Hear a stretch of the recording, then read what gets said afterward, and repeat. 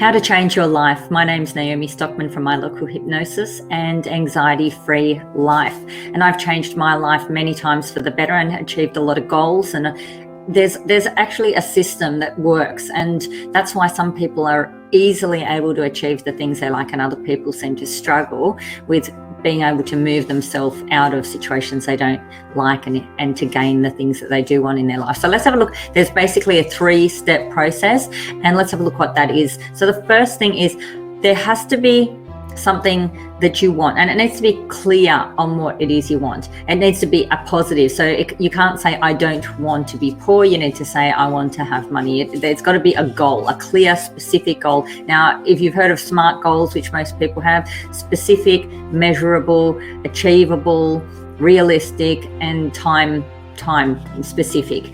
So there's different words for those, but that's the basics crux of it, that it needs to be something that you can say, like, I want to have this particular outcome by this time, and I need to be able to know when I have it, and I need to, be able to achieve it, etc., etc. Now, there's a little bit of a tweak there, because achievable and realistic are two things I'm going to cover off in the next 2 steps. So the first thing is know what you want. And this is a whole workshop in itself. There's workshops you can do on, really nutting out that, goal setting workshops and so forth. So if you haven't got a goal, if you haven't got a specific goal, then set one right now on what you'd like. And the thing that we do is we think that it's like cleaning the house. It's like, well, I don't have time to clean the whole house, so I just will do nothing. But the truth is that a goal needs to be not around your whole life, but you can just choose one little thing, like one little thing. Like, I want to, get all my bills paid by the 30th of June, like that kind of thing. Like one specific thing. You don't have to have your weight and your career and your friendships and your relationship and everything mixed together. Just pick one thing. Okay, so goals will specifically be about reducing pain, reducing oppression, restriction, repression, that kind of thing, or they will be moving towards joy and freedom. Now, obviously, there's a couple of factors here where if something's hurting, you're going to move away from it. So there's going to be a goal, but you're not going to sustain the momentum once you remove the pain. So it's really important to have a desire for something like joyous freedom, peace, something that the outcome has to give you something more than just relief from a discomfort. And that's really important. So if you were going to pay all your bills by the 30th of June, yes, you want to get rid of that feeling of debt, but you also want to experience how it feels to be financially free and to start saving and to start getting those positive things. So it's important to think to yourself, why do I want this? And if it's because I don't want this, then you need to also put in some positives towards the freedom that you're looking for and the joy. The second thing is you need a reason to do it. You need a why, and it has to be strong and compelling. When somebody has a big enough why, they will make absolutely huge changes to their life. The reward for this. Now, there's a thing called dopamine, and you've probably heard of it, but that's our driving force towards something. It's the reason you walk towards the fridge. It's the reason you get out of bed in the morning. It's the reason why you don't do things as well. It's the reason why you move away from stuff. So the dopamine reason, the trigger, the why behind it. Now, there's 2 places this can come from. It can come from an external force, so outside of us. So there's no internal. It's just, I have a responsibility.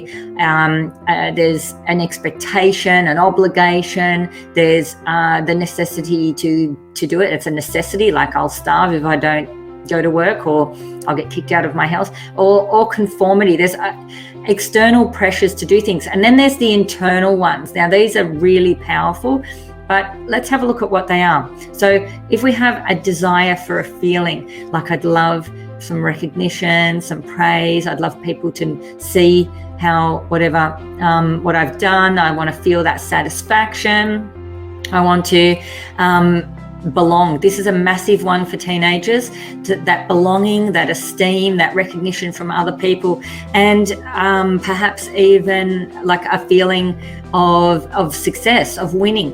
So internal stuff, they're an internal feeling, they're an internal motivator, but they actually mostly, it goes back to the external, because if there was no one there to recognize you or give you esteem or accept you or so forth, then those internal things wouldn't exist either. So there's a huge necessity as well to have some kind of environment, to put yourself in an environment which is supportive.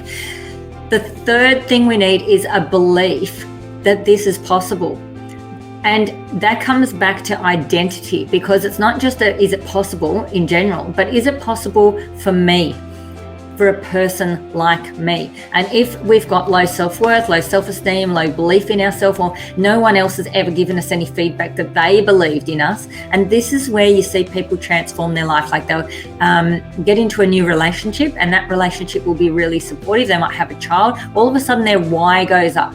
Their why goes up and their identity changes, because now I'm not just a person, I am a person that has a family. That makes me now, I am a parent, I am a partner, and our identity has shifted, and therefore our belief in the possibility of what we can do changes. And it's really fascinating to watch this, and particularly in men who have like a partner. You know that saying that says behind every successful man is a strong woman, and that believes in him and is there to, you know, hold up the wings and all that sort of stuff. And I actually have seen a lot of that in my life, where somebody has a partner, and it doesn't need to be a male female thing, that supports them, that says, I know you can do this, I believe in you. And they don't just say it, they have to actually feel it, mean it, and view that person as that person. And when someone else sees you as something, you can see yourself as something.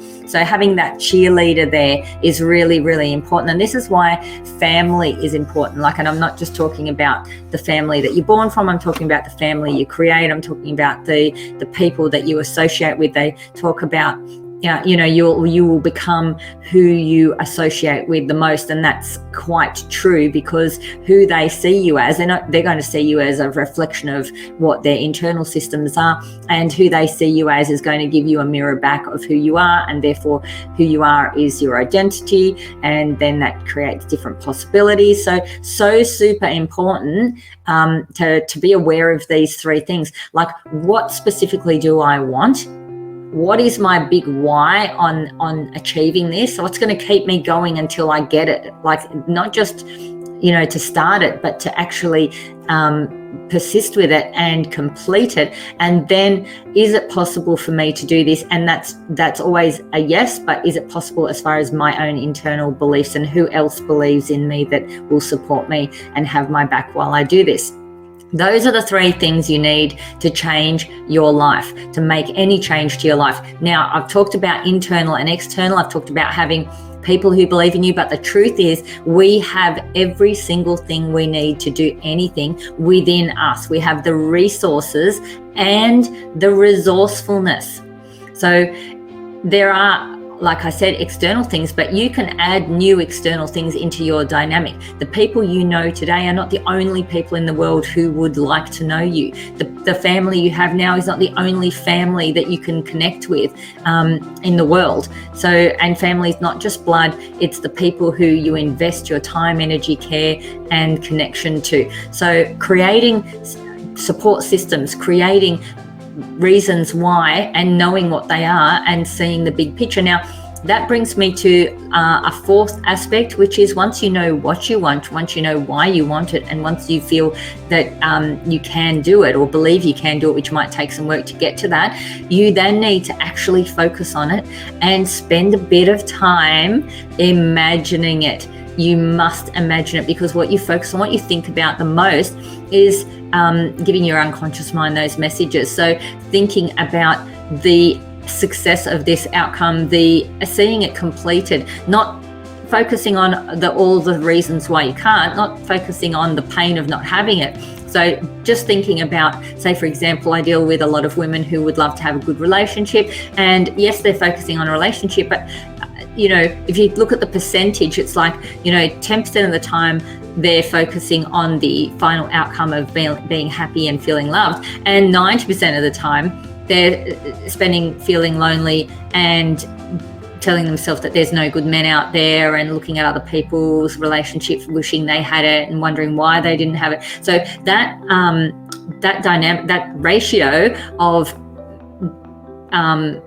positivity to, let's call it negativity, it's to put it in simple terms, has to shift. You have to spend the majority of your time on the end goal, believing you can have it, knowing why you want it, and knowing that this is your goal and it's for you and you will get there, and believing in that and experiencing it even before you've I know, say for example, when you're pregnant, having a baby or whatever, you're already excited and feeling the excitement of having that baby. You're looking forward to it. It's a certainty. It's going to happen. It's yours. It's coming. When you're designing the nursery, you're imagining sitting in that chair. You're going, and that's every goal has to be like a pregnancy. The minute there is a conception of a goal, the minute you have a knowledge that this is what you want, you need to treat that goal achievement like a pregnancy, and everything you do has to be focused on nurturing this thing, the health of it, the outcome focused on when it's born and when it's birthed and when it's here, and it doesn't end there. Then it's onwards and upwards from there.